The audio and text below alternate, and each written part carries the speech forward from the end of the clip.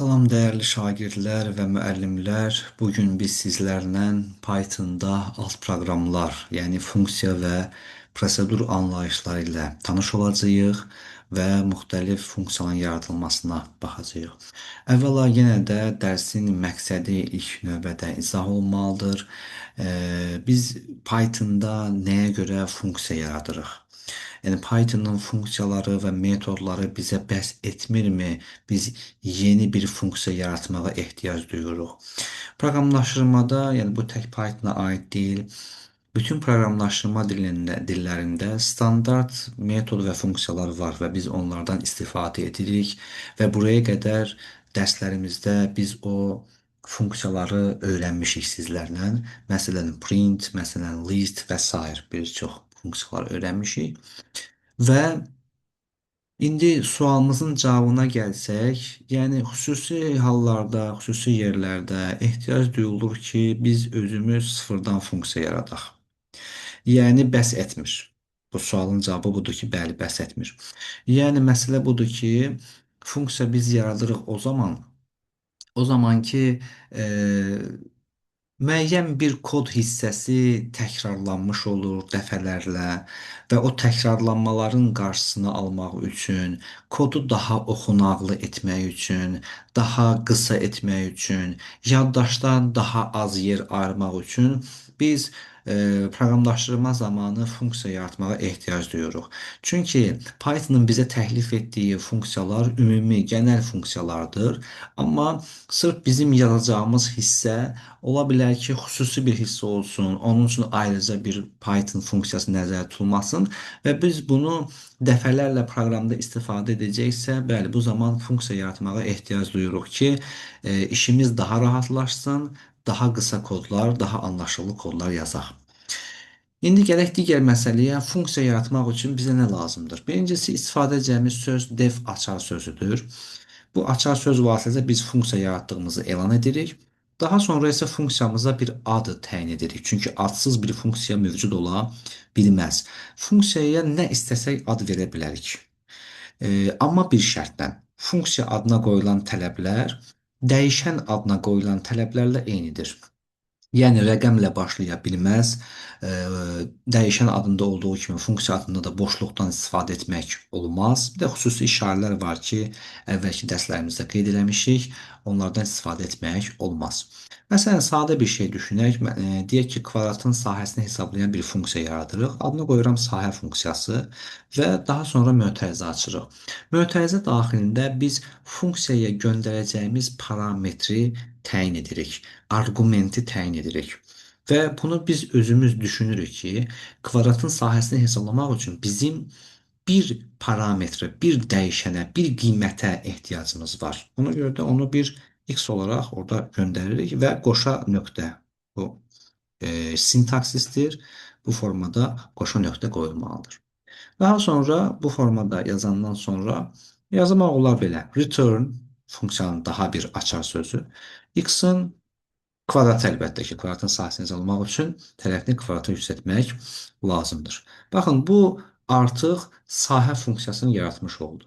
Və biz proqramın istənilən yerində bu funksiyanı çağırsaq, ekrana kvadratın sahəsini, yəni biz tərəfi göndərəcəyik, kvadrata yüksəldib bizə qaytaracaq. Məsəl üçün, birbaşa printdə yazmaq olar. Məsələn, sahə 3.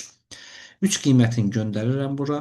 3 qiymətini x-in yerində qoyur. X-in kvadratı yüksəldi, bizə return eləyir, yəni qaytarır. Proqramı run etsək bu formada 9 nəticəsini ekranda görə bilərik. Sadə bir nümunə bu formada göstərdik.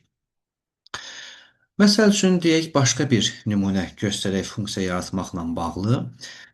Deyək ki, düzbucaqlının məsələn perimetri. Def yenə də funksiya yaratdığımı elan edirəm. Ad verək funksiyamıza. Dedik burada, yəni hansısa bir leksik mənası olan bir söz yazmağa ehtiyac yoxdur. Yəni nə istəsək ad verə bilərik. Perimetri hesablayırsa perimetri yazmaq məcburiyyətində deyilik əlbəttə ki. Sadəcə uyğun olsun deyə adətən belə yazılır. Perimetri hesablayacağıq. Demək biz düzbucaqlının perimetrini hesablayırıqsa, bura düşünürük ki, düzbucaqlının perimetrini hesablamaq üçün bizə nə lazımdır? Düzbucaqlının eni lazımdır və uzunluğu lazımdır. Buna görə də biz bura funksiyanın parametrinə 2 parametr göndərməliyik. Arqumentə 2 parametr göndərməliyik. Məsəl üçün birinə A deyək, birinə də B deyək. Və bizə bu nə qaytarmalı? Məsələn, bu dəfə belə yazaq. P bərabərdir. P bərabərdir. 2 vuraq, mötərizə açırıq, A üzərinə gələk B. Düzbucaqlının perimetrini hesablanma qaydası və return P. Bu formatda eləmək olar. Birbaşa return-ə də yazmaq olardıq, fərq eləməz. İndi gəlin funksiyanı çağıraq. Bu dəfə belə çağıraq. Məsələn, A bərabərdir int input A-nın qiymətini klaviaturadan daxil edək. B bərabər int input B-nin qiymətini klaviaturadan daxil edək və print çap edək perimetr funksiyasını AB parametrlərində. Klaviaturadan qiymətlərimizi daxil edək. Məsəl üçün 4 verək, məsələn 5 verək və perimetr 18-ə bərabər olacaq. Bu formada funksiyamızı biz işlədə bilərik. Bu öz yerində. İndi gəlin digər bir məsələyə baxaq. Sizlərlə burada bir məqama toxunaq. Bunu adətən şagirdlərimiz səhv salır. Bu məqam nədir? Baxın, mən funksiyanı yaradan zaman A və B parametrlərini göndərmişəm və klaviaturadan da A bərabər int input və B bərabər int input yazmışam və bizə doğru bir qiymət qaytarır. Məsələn, bura deyək ki, mən n bərabər int input və n bərabər int input versəm və burada əlbəttə ki, n və n istəsəm ondan. Bu halda biz qiymətlərimizi daxil edək. Hər hansı bir errorla qarşılaşırıqmı? Xeyr. Adətən şagirdlərimiz burada yəni bir çaşqınlığa düşür. Ona görə bu məsələyə bir xüsusi diqqət etmək istədim. Burada funksiyanı yaradan zaman istifadə etdiyimiz parametrləri klaviaturanın daxil etdiyimiz ədədlərə də eyni ad vermək, eyni dəyişən adı vermək məcburiyyətində deyilik biz. Yəni biz per adlı funksiyamızı çağıranda birinci verdiğimiz parametr A'nın yerinə, ikinci verildiğimiz parametr isə B'nin yerinə başa düşülür və uyğun olaraq yerinə qoyulub hesablat bizə qiymət geri qaytarılır. Bu məsələni necə izah etmək olar? Məsələn, sadə bir nümunə göstərirəm. A bərabərdir. Tutaq ki, deyirəm də, A bərabərdir. 4, 2, məsələn 7. Print deyək ki, sum A bu formada. Demək, mən Python'ın bizə təklif etdiyi, Python'ın bizə bəlli olan siyahılar üçün, ədədlərdən ibarət siyahılar üçün sum funksiyasını tətbiq etdim və burada hər hansı bir error varmı? Gəlin bunu hələ ki şərhə alaq. Yəni, burada mən proqramı run edirəm, 13 qiymətini tapıram, 4, 2, 7-nin cəmi. Və mən sum funksiyasını istifadə edən zaman siyahıma verəcəyim adı A olacağının məcburiyyətindəyəm, yəni A yazım. Yəni B yazsam işləməyəcəkdimi? Məsələn, B yazım. Tutaq ki, burada B yazım. Yenə də run edim. Yenə də 13 qiymətini tapacaq. Yəni mən burada siyahıya hansı adı istəsəm verə bilərəm. Və sum funksiyası da hazırlanan zaman, necə ki biz funksiya bayaq hazırladıq sizlərlə, hansı parametrlər istifadə olunub, hansı dəyişən adlara istifadə olunub, onu əzbərləmək məcburiyyətində deyilik. Necə ki bizim yaratdığımız funksiyada da müəyyən parametrlər istifadə olunub, sum funksiyası da müəyyən parametrlərdən istifadə olunub, yaradılır və bizə hazır şəkildə təklif olunur. Və biz bu funksiyanı işlədən zaman siyahıya nə ad verim ki, bu sum funksiyası yaradanda da eyni parametrlər olsun, eyni dəyişən adlar olsun. Belə bir düşüncələr bizi maraqlandırmır. Çünki belə bir şey məntiqə də sığmır. Onda biz gərək funksiyaları, adlarını öyrənməklə yanaşı, onların yaradılması zamanı neçə parametr, həmən parametrlərin adları nə olub, bunları da öyrənsək, bu proqramlaşdırma olmaz. Ona görə də necə ki burada biz hər hansı bir errorla qarşılaşmırıq, bax burada yazılan bu sum funksiyası ilə bizim yaratdığımız per adlı funksiyanın heç bir fərqi yoxdur. Tamamilə eyni hüquqlu funksiyalarımızdır. Ona görə də mən bu funksiyanı sanki görməsəm və per adlı bir funksiyanı Pythonda istifadə etsəm, necə düşünməyəcəm ki, mütləq AB verim. MN də verə bilərəm, XY də verə bilərəm, nə istəsəm dəyişən adı verə bilərəm və funksiyaya göndərsəm o işləyəcək. Ona görə də burada heç bir problem yoxdur. Bunu da xüsusi izah elədim. Ona görə də belə bir şey deyək də. Bax burada biz funksiyanı yaradan zaman istifadə etdiyimiz parametrlər, bunlar deyirlər formal parametrlər. Formal parametrlər. Formal parametrlər, yəni ki, ümumi parametrlər. Ümumi olaraq ora AB qoyulub. İstəyirsən MN göndər, istəyirsən XY göndər, bunun fərqi eləməz. Ümumi olaraq, yəni funksiya başa düşür ki, bu iki parametrə əsasən 2 vuraq birinci parametr, üzərinə gələ ikinci parametr. Bunu hesablayıb bizə return eləməlidir, qaytarmalıdır. Məsələn, burada biz funksiyaya m və n göndərmişik. Bu göndərdiyimiz faktiki parametrlərdir. Faktiki parametrlər. Faktiki parametrlər, yəni ki, fakt olaraq mən funksiyanı bu iki parametrdə görə cavabını istəyirəm. Bunlar adlanır faktiki parametrlər. Funksiya yaradılan zaman istifadə olunan parametrlərimiz isə formal parametrlər adlanır. Bunu da qeyd elədik sizlərlə, bu öz yerində. Funksiya yaratmaqla bağlı gəlin başqa bir nümunə də sizlərlə göstərək. İlk iki funksiyada biz istifadə etdik dəyişənləri int olaraq, yəni ədəd tipindən istifadə etdik və bizim funksiya ədəd üzərində əməliyyatlar aparıb bizə qaytardı. Yaxşı, biz funksiyaya mütləq ədəd tipində olan dəyişən göndərməliyik? Cavab xeyr.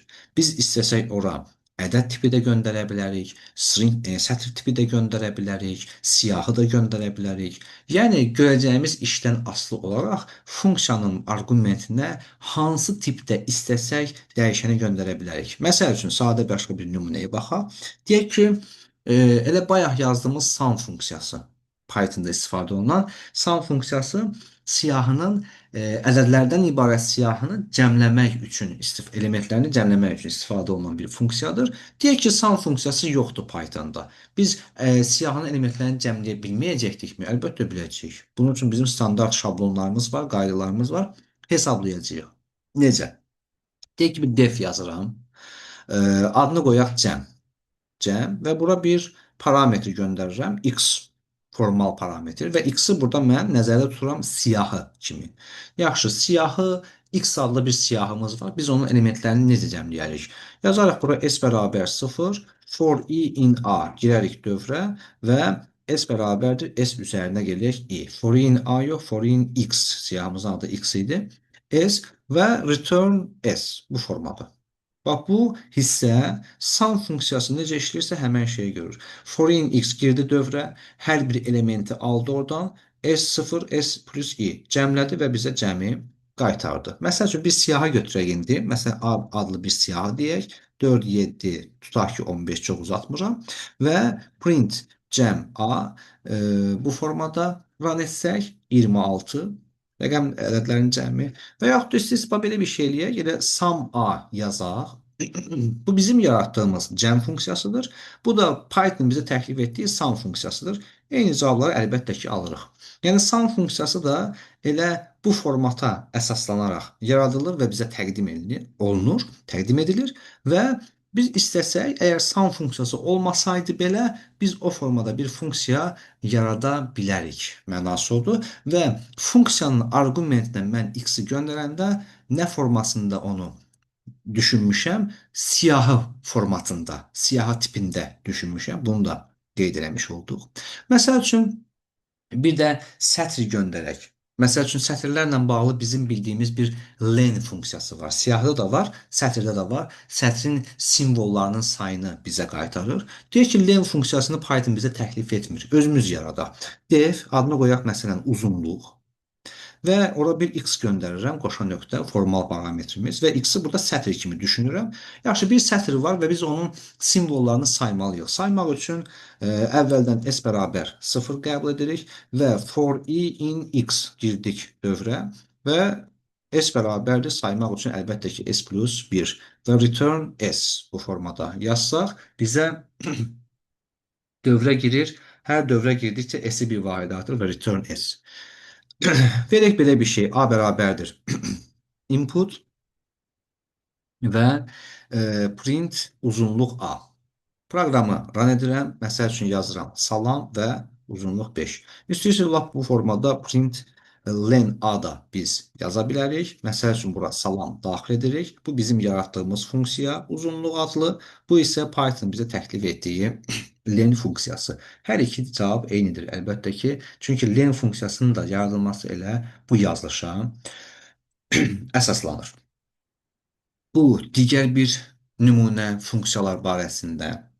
Başqa bir nümunə göstərək funksiya barəsində görək nə nümunə göstərə bilərik. Məsəl üçün belə bir tutaq ki, nümunəyə baxaq.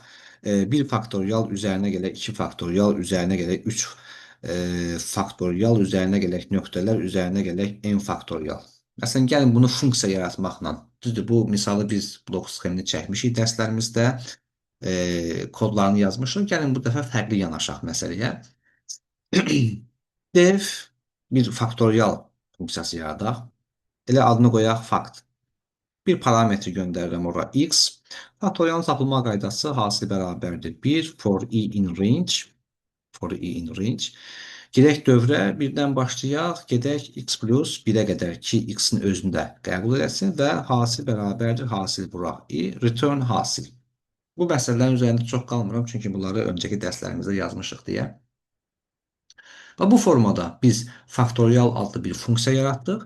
İndi bizdə məsələ nə istəyir? N faktoriala qədər ədədlərin cəmini istəyir. Ona görə əvvəlcə biz n bərabərdir bir int input daxil edək. Bu olsun bizim n ədədimiz. Və burada bir cəm var. Əlbəttə ki, cəm üçün 0 qəbul edək. Girək dövrə for i in range. For i in range başlasın 1-dən n plus 1-ə qədər və cəm bərabərdir. Cəm üzərinə gələk faktorial i. Print cəm bu formada yazsaq.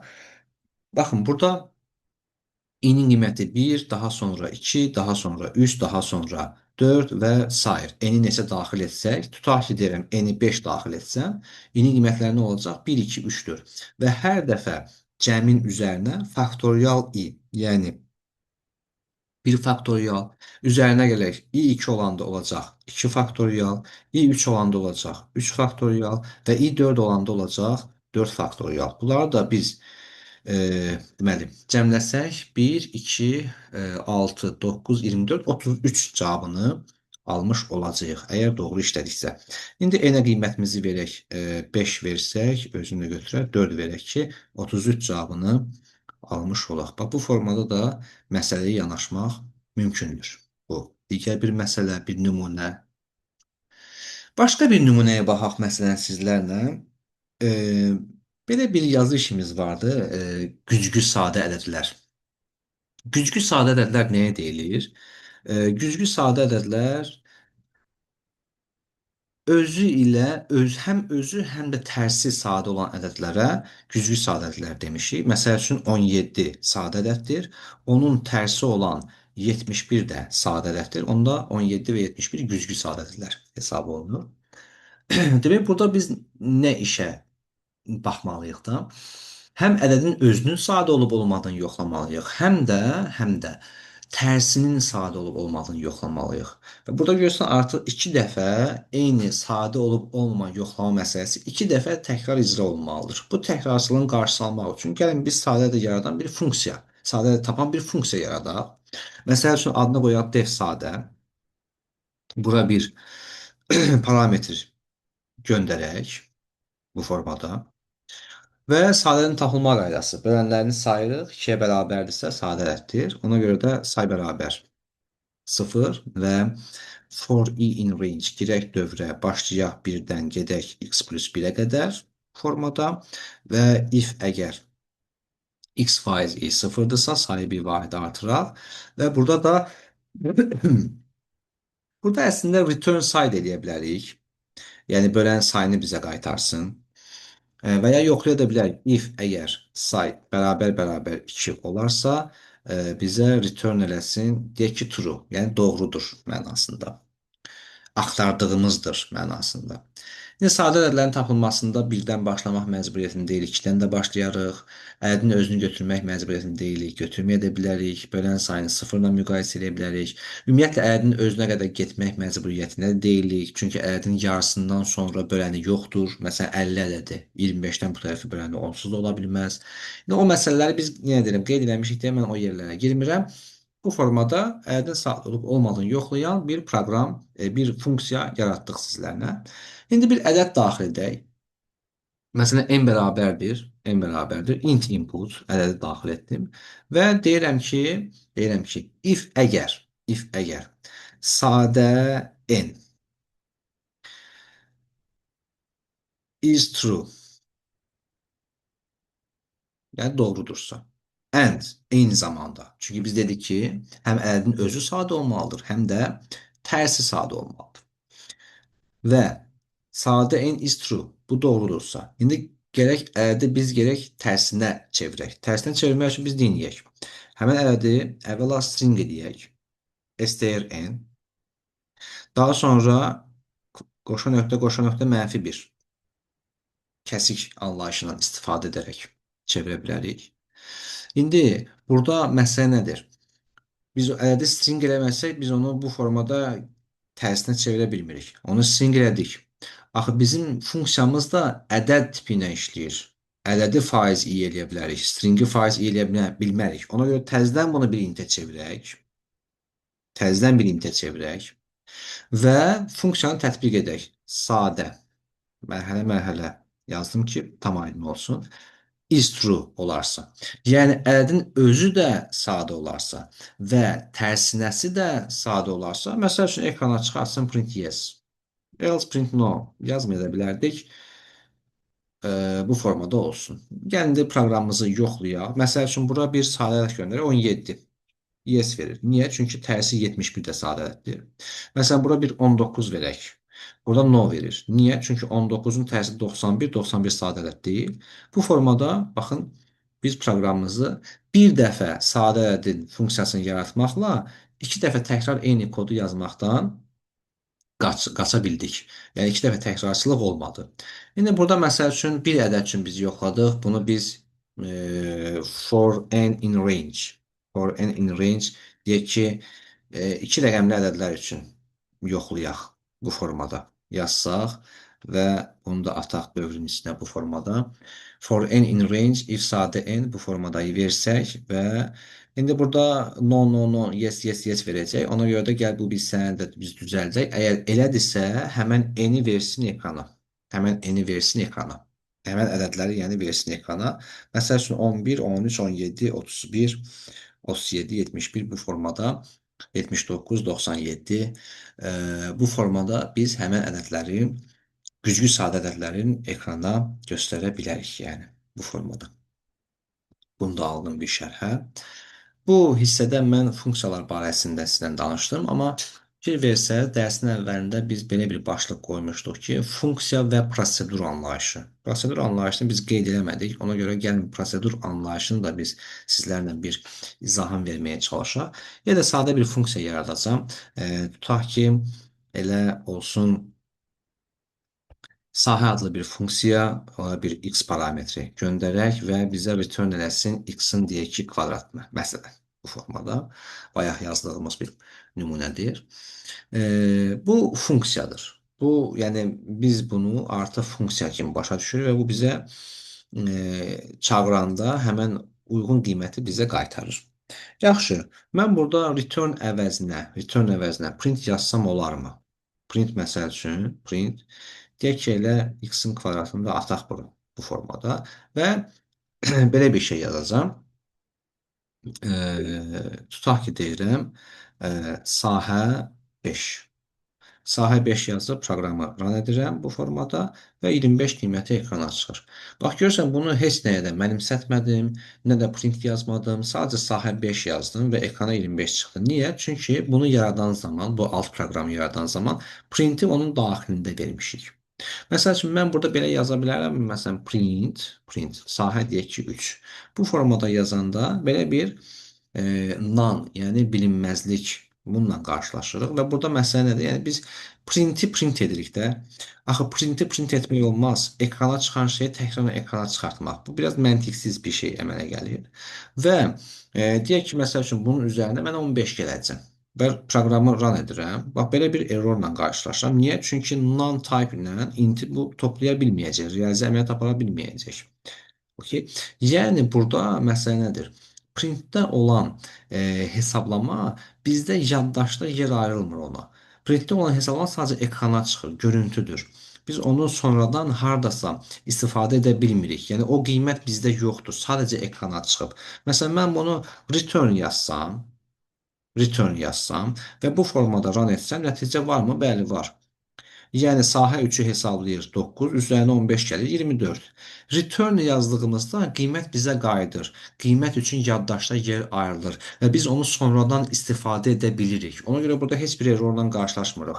Amma mən bunu printdə yazsam, bir daha da göstərirəm. Bunu mən printdə yazsam, deyək ki, x kvadratı. Və bu formada mən onu run etsəm, bax belə bir errorla qarşılaşmış olacağam. Çünki printdə yazılan, bir daha deyirəm, nəticə olaraq biz onun üçün, proqram onun üçün yaddaşda yer ayırmır. Sadəcə ekrana verir, görüntü verir. Görüntü olaraq biz onu qəbul edirik. Yəni bir növ belə başa düşək də. Məsələn, bir var, mən yazıram ki, A bərabər 5, B bərabər deyək ki 3. B bərabər deyək ki 3 və print məsəl üçün deyirəm A üzərinə gələk B. Bu formada bir şeylər yazdım. Bu formada. Və proqramı run edirəm. 8. Bəli, ekrana 8 qiyməti çıxır. Yaxşı, bir də var yazıram belə. C bərabərdir. A üzərinə gələk B və print C. Bu formada. Yenə də ekrana 8 çıxmır, çıxır. Amma o 8 ilə bu 8-in fərqi var. Bax, bu C-ni biz sonradan istəsək, istifadə edə bilərik. Məsəl üçün, D bərabər C üzərinə gələk 15. Amma əvvəlki 8 ki, biz almışdıq, onu biz sonradan istifadə edə bilmirik. Çünki o sadəcə ekran nəticə olaraq çıxıb. Onun üçün hər hansı bir dəyişənə mənimsədilməyib, onun üçün yaddaşdan yer ayrılmayıb. Bax, bu bizim burada da return ilə printimizin fərqi eynilə burada olduğu kimidir. Print sadəcə ekrana çap edir, qiyməti bizə qaytarmır. Return isə qiyməti bizə qaytarır və biz onu sonradan istifadə edə bilərik. Ona görə mən bura bir error yazım. Bunu da biz anlamış olaq. Yox, əgər eyni məsələni buradan Ctrl+C, Ctrl+V return ilə yazsam, burada biz heç bir errorla qarşılaşmayacağıq. Çünki o qiymət bizdə var, sonradan da istifadə edə bilərik bu formada. Bax, burada da biz dərsin önündə, yəni əvvəlində qeyd etdiyimiz funksiya və prosedur anlayışlarının fərqini buradan görürük. Funksiya qısacası bizə qiymət qaytarır. Yəni o qiyməti biz sonradan istifadə edə bilərik. Prosedur bizə qiymət qaytarmır. O qiyməti biz sonradan istifadə edə bilmərik. Fərqlər bunlardan ibarətdir. Çalışdığım funksiyalar barəsində sizlərə nümunələr göstərim. Bir neçə nümunə göstərdim. İndi əgər bu hissələr aydındırsa, əlbəttə ki, gəlin biz kitabımızdan da bəzi nümunələrə baxaq sizlərlə. İstəyərdim burada məsəl üçün 309-cu sualımız var. 309-cu sual. Aşağıdakı proqram kodunun nəticəsini müəyyən edin. Belə bir. Baxıram ki, bax burada funksiyanı əvvəla ki oxuya bilsək, funksiyanı oxuya bilmək işimizi bizim rahatlaşdırır. Funksiyada görək nə iş görür. D funksiya yaradıb, F adlı bir funksiya yaratmışıq və S bərabər 0 for I in strx çevirdi stringə ki ona element müraciət edə bilək. S bərabərdir S plus int I. Int-ə çevirərək həmən i-ləri cəmlədi return S. Yəni dolayısıyla biz bura bir ədəd göndərsək, nə olacaq? Onun rəqəmlər cəmi olacaq. Rəqəmlər cəmi.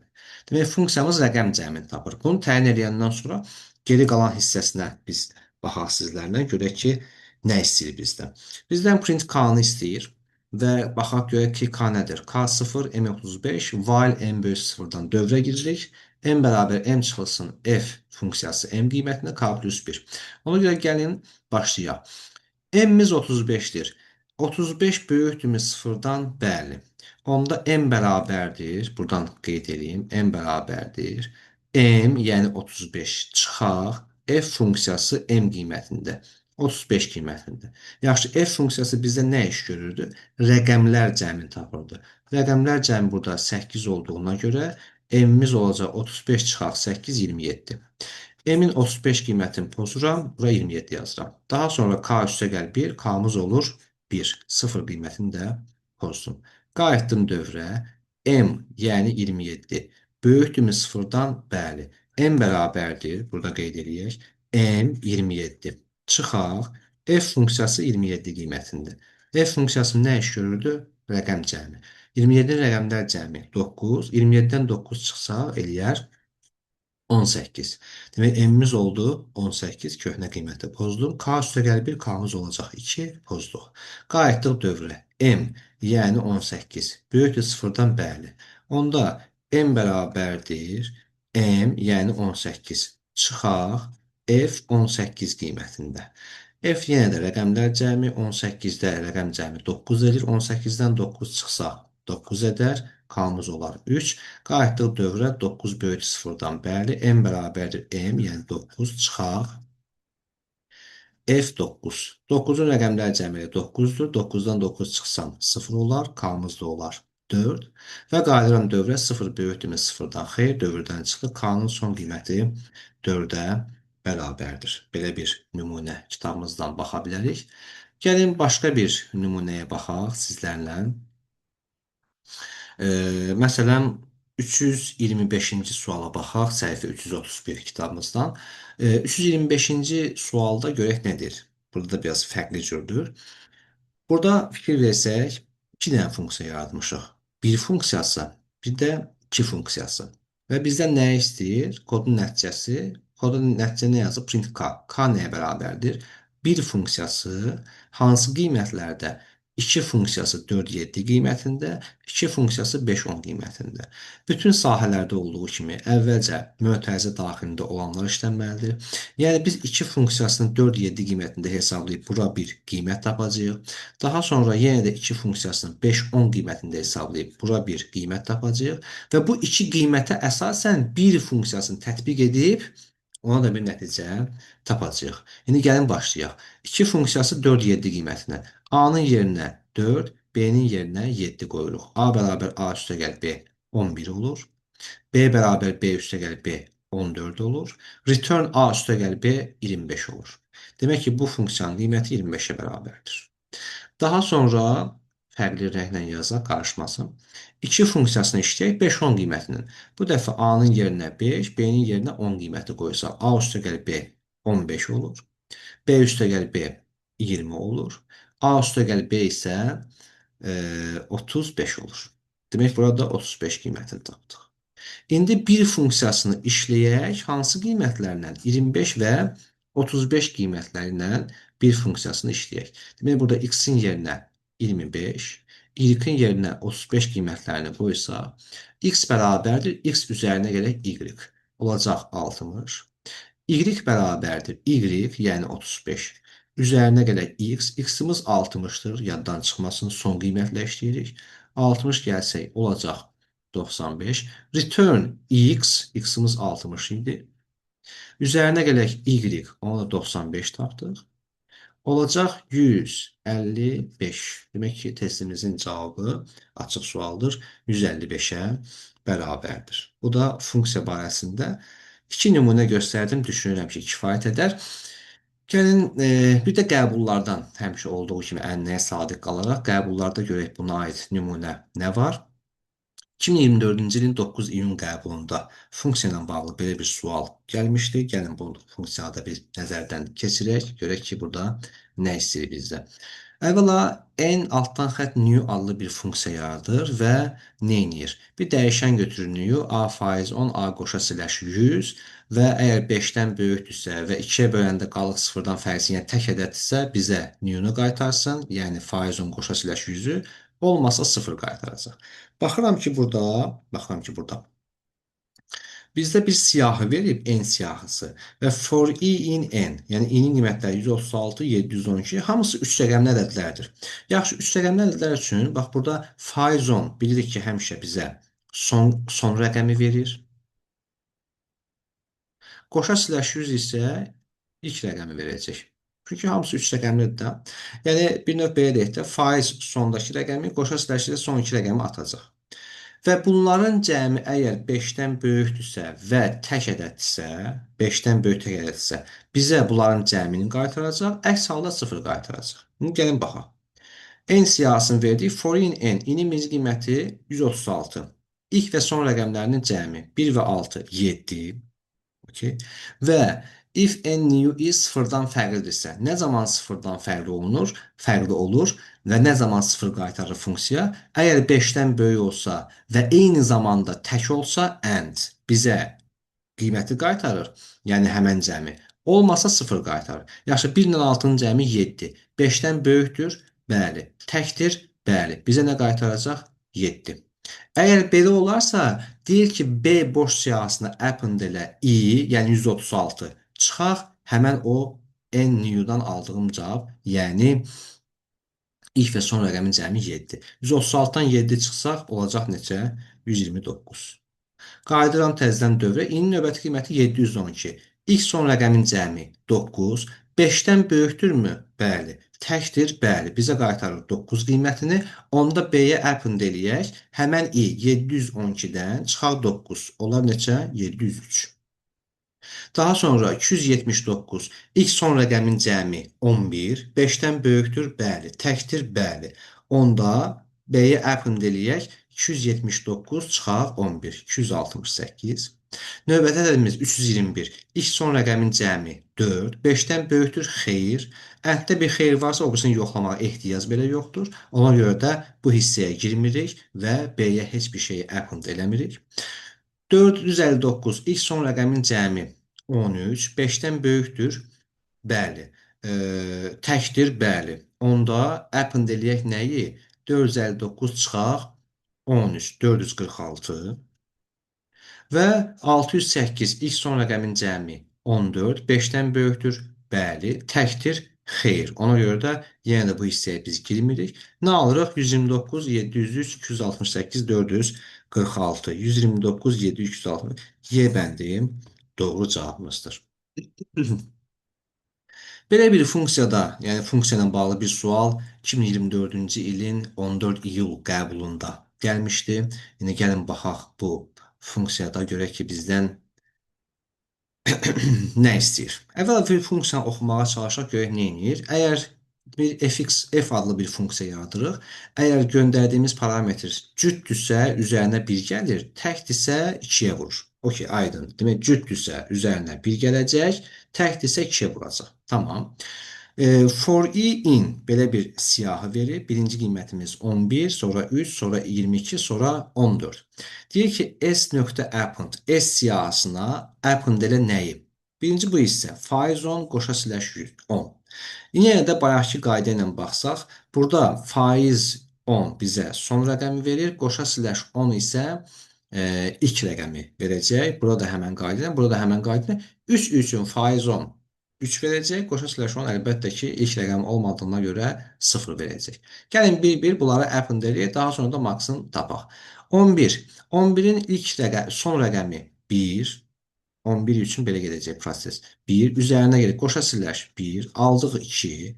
İndi f funksiyasını 2 qiymətinə hesablayaq. 2 cüt olduğuna görə üzərinə 1 gələcək, atacaq s siyahısına 3. Daha sonra növbəti qiymətimiz 3. 3 üçün proses belə gedəcək. 3 faiz 10, üzərinə gələk 3 qoşa slash 10. Kiçiyi böyüyə böləndə qalıq kiçik olur. Kiçiyi böyüyə böləndə tam hissə 0. Alırıq 3 və f funksiyasını tətbiq edək. F3-ü tapaq. 3 tək olduğuna görə else gəlirəm. 2-yə vursaq 6 və append elədim S siyahısına. Növbəti qiymətimiz 22. 22 üçün proses belə gedəcək. Demək, faiz 10 bizə 2 qaytaracaq, qoşa slash 10 2 qaytaracaq, olacaq 4. F4-ü hesablasaq, cüt olduğuna görə üzərinə 1 gəlib S-ə append eləsək, 5 alacağıq. Və son qiymətimiz 14. 1 ilə demək 14 üçün proses belə gedəcək. 14 faiz 10 bizə 4 verəcək. 14 qoşa slash 10 bizə 1 verəcək, 5 alacağıq və F5-i hesablasaq, tək olduğuna görə 2-yə vuraraq append eləyək S siyahısına. S siyahısı 3, 6, 5, 10 olacaq və max S-i tapmaq istəsək, əlbəttə ki, nəticəmiz 10 olacaq. Dərsin bu hissəsində mən funksiyalar barəsində danışığımızın ilk hissəsini yekunlaşdırıram. Əlbəttə ki, burada məsələ bitmir. İnşallah növbəti dərslərimizdə rekursiv funksiyalar barəsində danışacağıq. Diqqətinizə görə təşəkkür edirəm. Çox sağ olun.